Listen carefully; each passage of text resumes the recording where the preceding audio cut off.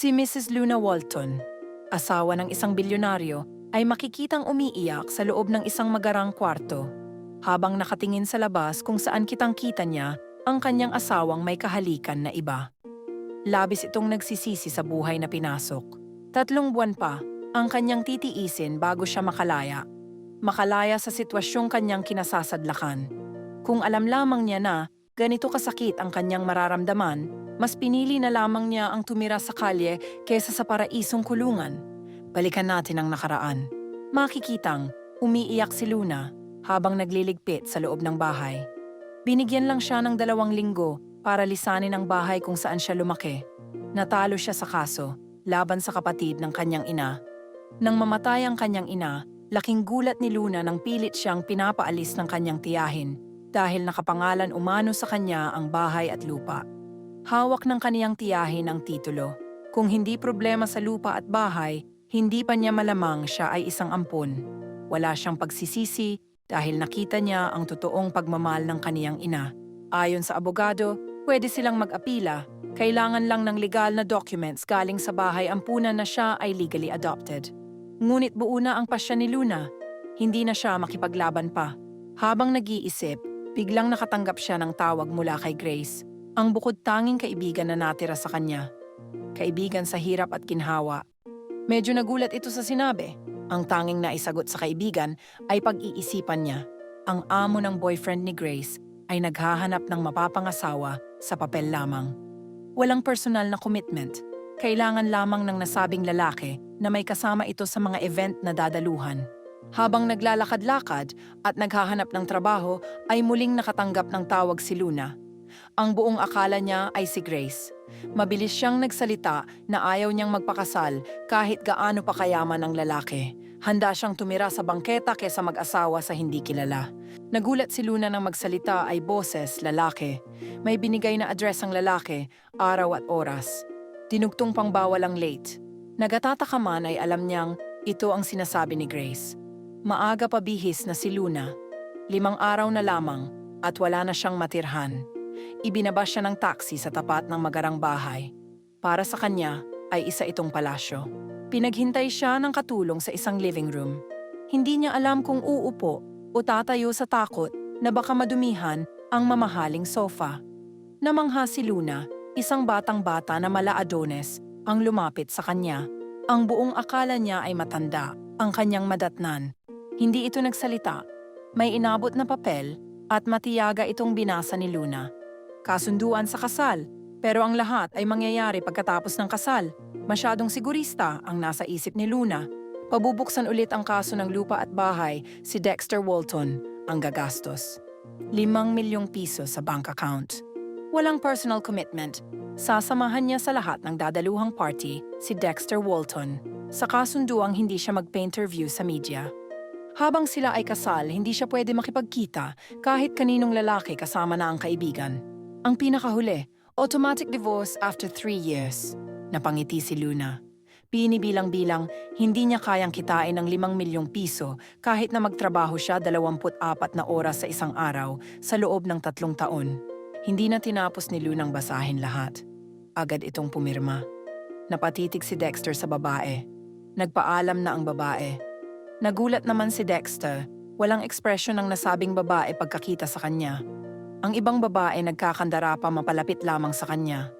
Sa sobrang excitement ni Luna, sa labas pa lamang ng bahay ay tinawagan si Grace. Nagpasalamat ito at sinabi ang lahat ng kasunduan sa kasal. Ang malinaw lang sa sinabi ni Luna ay ang 5 milyong makukuha.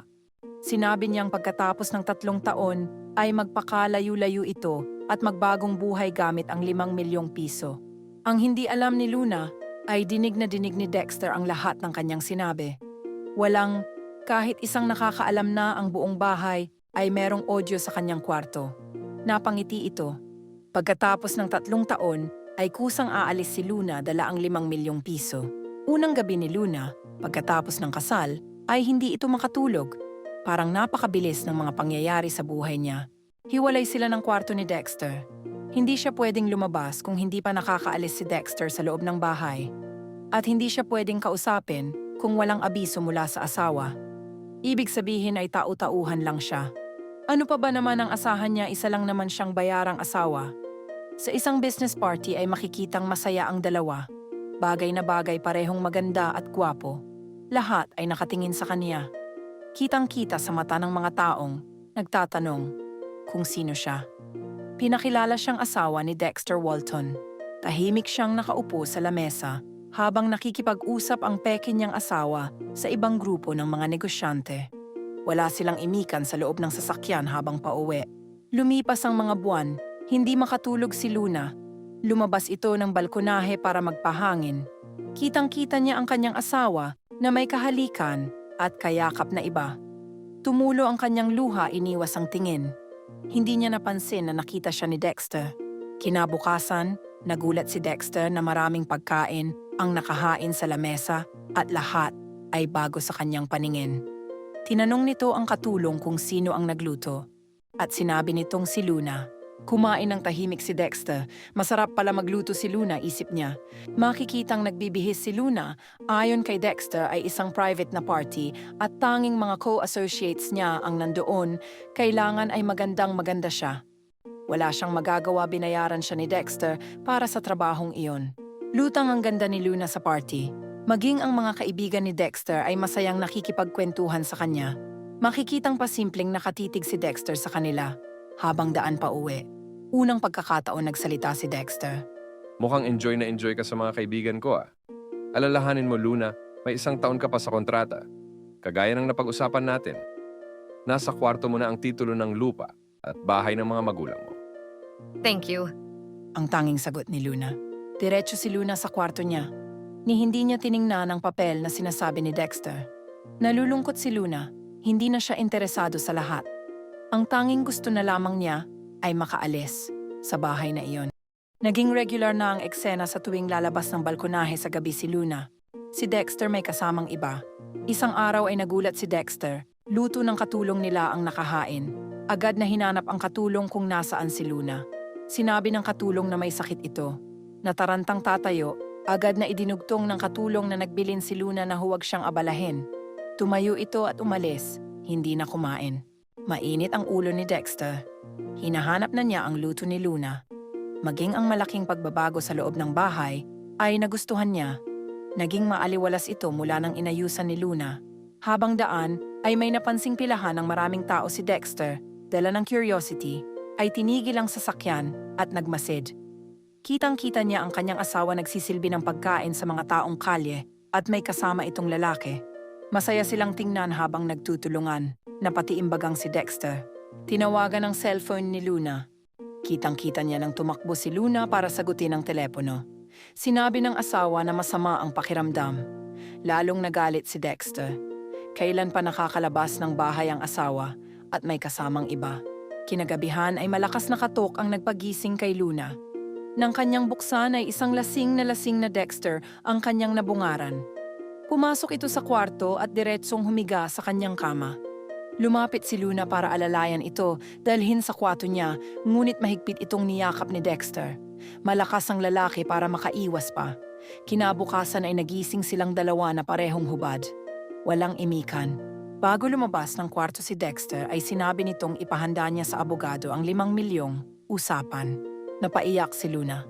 Kinabukasan ay pagkain ng katulong ang nakahain. Alam na ni Dexter ang sekreto ng kanyang katulong at ng kanyang asawa. Sinadyang dumaan ni Dexter sa lugar kung saan niya nakitang nagpapakain sa mga taong kalye si Luna. Hindi siya nagkamali, nandoon ito at masayang kausap ang isang lalaking kasamahan. Gustong-gusto na itong sugurin ni Dexter. Pinigilan lamang ang sarili. May ilang buwan pang natitira sa kontrata nila ni Luna, ngunit gusto na niya itong palayain.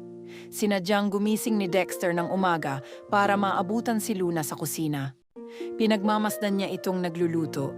Naiiba talaga si Luna sa babaeng nakilala niya. Gusto na niya ito noon pa. Hindi niya lang alam kung paano mag-umpisa dahil nagsimula ang lahat sa mali. Nilapitan niya ito at kinausap. Sinabi niyang nasa kwarto na nito ang 5 milyong piso. Tinugtong ni Dexter na pwede na siyang umalis at pwede din siyang magstay hanggat gusto niya. Tinanong niya si Dexter kung automatic ba na wala ng bisa ang kasal nila pagkatapos ng 3 buwan. Tumango si Dexter habang nagmamaneho si Dexter papasok sa kumpanya. ay wala siyang ibang dasal na sana pag-uwi niya ay nandun pa si Luna. Gustong-gusto niyang umuwi ng maaga, pinigilan niya ang sarili, ayaw niyang ipakita kay Luna na nagbago ang isip niya. Ayaw niya na itong umalis. Habang sa kwarto, ay umiiyak din si Luna. Pero kailangan niyang umalis. Walang linaw ang kanyang buhay. Kasal pero walang karapatan. Mahal niya, pero hindi niya pwedeng sabihin. Kinagabihan ay sinalubong siya ng katulong at sinabing umalis na si Luna. Parang bumbang sumabog ang dibdib ni Dexter. Mabilis itong pumunta sa kwarto ni Luna. Ang titulo ng lupa at bahay ay hindi nagalaw. Tanging 2 milyon lamang ang nabawas sa perang 5 milyon. Halos hilahin ni Dexter ang umaga para mapuntahan kung saan madalas niya makitang nagpapakain sa kalye ang kanyang asawa. Wala ito doon. Nilapitan niya ang lalaking madalas kausap ni Luna. Wala siyang nakuhang impormasyon. Puro wala ang sagot ng mga ito. Lasing si Dexter gabi-gabi. Natatawag pa nito ang pangalan ni Luna. Tahimik na nagliligpit ang katulong.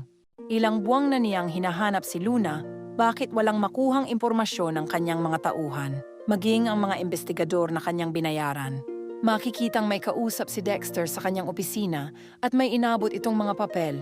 Isa-isa, itong tiningnan ni Dexter, picture ni Luna at ng 1 taon na batang lalaki. Dumilim ang mukha nito. Kaya pala nahihirapan ang kanyang investigador. Ang bahay ampunan ay nakapangalan sa kanyang kaibigang si Grace. Ang namamahala ay isang Valerie. Valerie ang pangalan ni Luna sa kanyang mga tauhan. Makikitang nagpaparada ng sasakyan si Luna sa parking ng bahay ampunan. Hindi niya napansin ang magarang sasakyan na kanina pa siya hinihintay. Hindi para kausapin, gusto lang nitong makita kung ano na ang itsura ng kanyang dating asawa. Titig na titig ito kay Luna na may daladalang bata. Habang palabas ng sasakyan, gustong-gusto niya itong yakapin. Pinigilan niya ang sarili. Kailangan niyang hintayin ang DNA ng anak ni Luna na 1 taong gulang. Masayang sinalubong si Luna ng kanyang mga tauhan at sinabing may naghihintay sa kanya para mag-donate ng malaking halaga. Mabilis itong pumasok sa loob para magulat. Isang Dexter Walton ang nakaupo sa lamesang kaniyang inuupuan. May mga papel na nakalatag sa kanyang harapan. Kinuha ito ni Luna at binasa. DNA test ng kanyang anak at match ito kay Dexter. Nag-usap ang dalawa ng sarilinan. Nakiusap si Luna na huwag na siyang guluhin pa at ang kanyang anak. Mula pagkabata ay pagod na siya sa mga problema. Sinabi din ni Luna na ibabalik niya ang 2 milyon na dinala niya para iparenovate ang bahay ampunan. Sumagot si Dexter. Luna, nandito ako para itama ang lahat. Hindi ako mabubuhay na wala ka sa bahay. Namimiss ko ang mga luto mo. Alam mo bang, gabi-gabi akong umuuwi mula nang nasa bahay ka. Nasa isip ko na may isang Lunang naghihintay sa akin kahit hindi mo sabihin. Ang mga babaeng nakikita mo noon ay mga bayaran. Sinadya kong ipakita sa'yo. Pero wala kang reaksyon. Walang nakatulog, isa man sa mga babaeng yon sa kwarto ko. Hindi ba talaga ako importante sa'yo? Pakasal tayo ulit, please. Akmang luluhod si Dexter nang yakapin ito ni Luna. Pareho silang umiiyak. Hindi na nila napigilan ang halikan ng isa't isa. Masayang makikita sina Luna at Dexter kasama ang 1 taong gulang nilang anak na lalaki sa swimming pool sa malaking bahay. Bahay na ang pakiramdam noon ni Luna ay kulungan. Pero ngayon ay bahay na punong-puno ng kaligayahan. Ang kanilang kasal ay may kontrata pa din. Kontratang habang buhay. Mangyari po lamang na mag-subscribe at pindutin ang button bell para ma-notify kayo sa susunod kong mga video.